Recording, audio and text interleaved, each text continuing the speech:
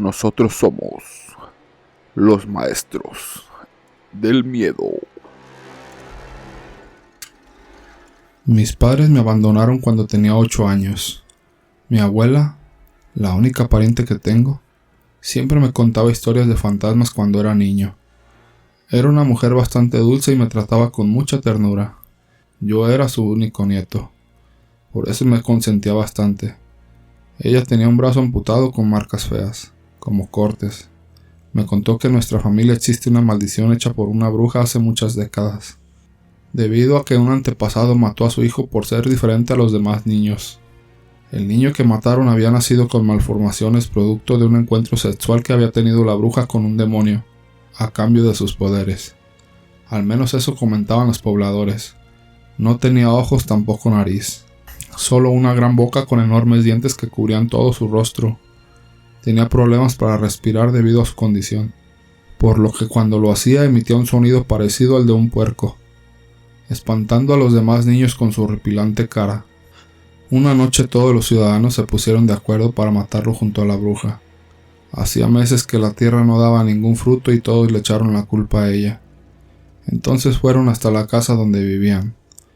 Pero la bruja no se encontraba en ese momento, por lo que el primero en morir fue su hijo. Fue perseguido por todo el lugar. Luego fue amarrado y lo metieron de cabeza en un barril lleno de agua donde murió ahogado. En ese momento apareció la bruja gritando y conminando a los pobladores. Sin embargo, poco pudieron hacer sus poderes en ese momento, amarrándola de igual modo de manos y pies. Pero antes de ser metida al barril donde se encontraba su hijo sin vida, ella con sus últimas palabras les lanzó una maldición a todos los presentes, el cual decía: en la 8ª primavera de tu primogénito un diente pondrás, o él vendrá. Mira mi brazo, y recuerda, el día que tu primer hijo cumpla la edad de 8 años, la edad que tenía el hijo de la bruja, un diente te sacarás, y lo pondrás junto a ti al dormir. Si no, su hijo vendrá. Me decía mi abuela cada vez que terminaba de contarme historias de fantasmas. Recordé esa historia porque hoy mi hijo cumplió 8 años. La misma edad en la que murió el hijo de la bruja.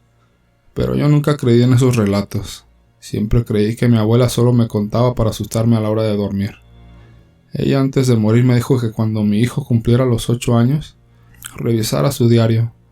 Pero por el trajín del día se me olvidó por completo. Esa misma noche, luego de la celebración del cumpleaños de mi primogénito, yo y mi esposa estábamos recostados cómodamente en nuestra cama, y empecé a contarle la historia de la bruja asustándola mucho. Aún así, ninguno de los dos quiso sacarse un diente. Pasada la medianoche, me despertó unos chillidos parecidos al de un puerco, y pude verlo. Era real.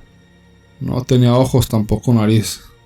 Tenía unos enormes dientes que cubrían todo su rostro de oreja a oreja. Mientras se devoraba mi pierna derecha, sentía cómo podía romper mis huesos con sus muelas. Intenté moverme, pero mi cuerpo no respondía. Quise gritar, pero tampoco podía hacerlo. El horror se apoderó de mí y terminé desmayándome de la impresión. La mañana siguiente amanecí sin mi pierna derecha y con mucho dolor. Me levanté como pude y vi el espantoso cuerpo de mi mujer sin cabeza al pie de la cama, con su pijama toda rasgada, mientras la sangre aún goteaba de su cuello. Grité como un loco desquiciado al ver semejante sangrienta escena.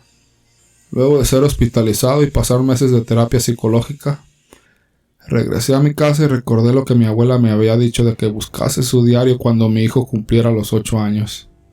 Registré todas las pertenencias de mi abuela guardadas en cajas, hasta que al fin di con el dichoso diario.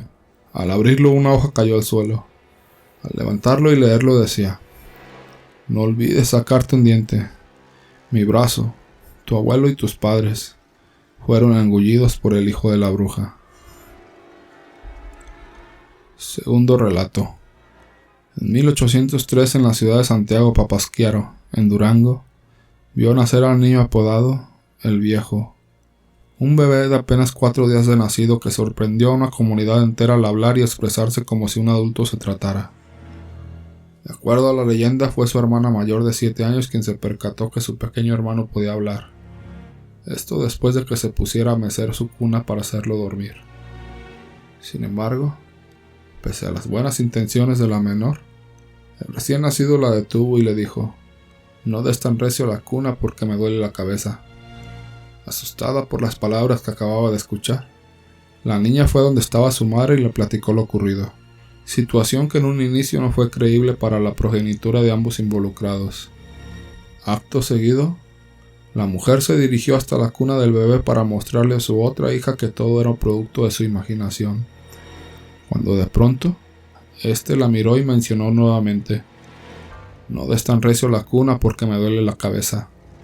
Confundida e impactada por lo ocurrido, la madre decidió llamar a un sacerdote para pedirle ayuda, mismo que al llegar también recibió unas palabras de la criatura: «Señor cura, me duele la cabeza, no mezca la cuna, ni tampoco que la mezcle el alcalde ni nadie». La historia rápidamente llegó a oídos de todos los habitantes de Santiago Papasquiaro, tanto que el mismo presidente del municipio pidió que el bebé fuera investigado y expulsado de su vivienda para descubrir si se trataba de un engaño. Al confirmar que los rumores eran ciertos, el pequeño fue señalado como un ser maligno que debía morir de inmediato, por lo que al escuchar que planeaban degollarlo, el niño viejo hizo una última confesión que causó mayor miedo entre los presentes. «Degollaron al cura Hidalgo, que era más inocente que yo, y no será mucho que conmigo hagan lo mismo». Tras ello se dice que el menor terminó siendo asesinado por las autoridades, debido a que se le consideró como un personaje paranormal, aunque a la fecha hay quienes aseguran que se trató de un caso de reencarnación. Tercer relato. Todo comenzó porque mi hijo de 3 años lloraba por las noches a la mitad de la noche. Cuando iba a verlo a su cuarto estaba histérico. Por sus mejillas corrían lágrimas y lloraba diciendo que el coco lo había asustado. Lo dejaba dormir con mi esposa por la noche y pensaba que solo había sido un mal sueño. La siguiente noche él ni siquiera quería estar en su cuarto, pero lo convencí diciéndole que el coco era un invento de su imaginación. Me despertaron una vez más sus gritos. Corrí a su cuarto para encontrarlo lleno de lágrimas otra vez. Para la tercera noche coloqué una cámara en su cuarto para mostrarle que no había nada. Esa noche no hubo gritos ni llanto. Fue agradable despertar en la mañana luego de mi primera buena noche en 3 días. Sin embargo, mi hijo no se veía fatigado. Ni siquiera se quejó en la mañana cuando lo despertamos para ir al preescolar. Cuando mi esposa lo llevó, decidí revisar la cinta de la cámara para averiguar cómo había dormido. Nunca olvidaré lo que vi. Alrededor de las 2 de la madrugada mi hijo dormía, pero la puerta de su armario lentamente se abrió. De las sombras emergió una mujer pálida y desnuda, delgada, con cabello largo y negro, además de unos sólidos ojos negros. Su cuerpo era huesudo y frágil, como si hubiera sobrevivido a un holocausto. Cuando se volteó pude ver su espina que sobresalía de su espalda como si fuera un dinosaurio. Acercó sus manos normalmente grandes a la cama de mi hijo y cubrió su boca. Él intentaba gritar pero no podía.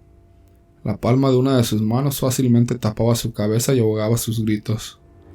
Ella lo tomó con una facilidad que alguien con su frágil cuerpo no debería tener, y caminó de regreso al armario con mi hijo en sus brazos. 1 hora después regresó con lo que parecía un gusano que se convulsionaba del tamaño de una mochila, y lo colocó en la cama de mi hijo antes de regresar de nuevo al armario. Durante las siguientes 2 horas lo vi torcerse y sufrir espasmos mientras crecía y mutaba hasta parecerse a mi querido hijo. Una vez que la transformación estuvo completa, salió de la cama, se puso una pijama, se volvió a meter y nos esperó. No sé qué es esa cosa que partió con mi esposa esta mañana, pero sé que no es mi hijo.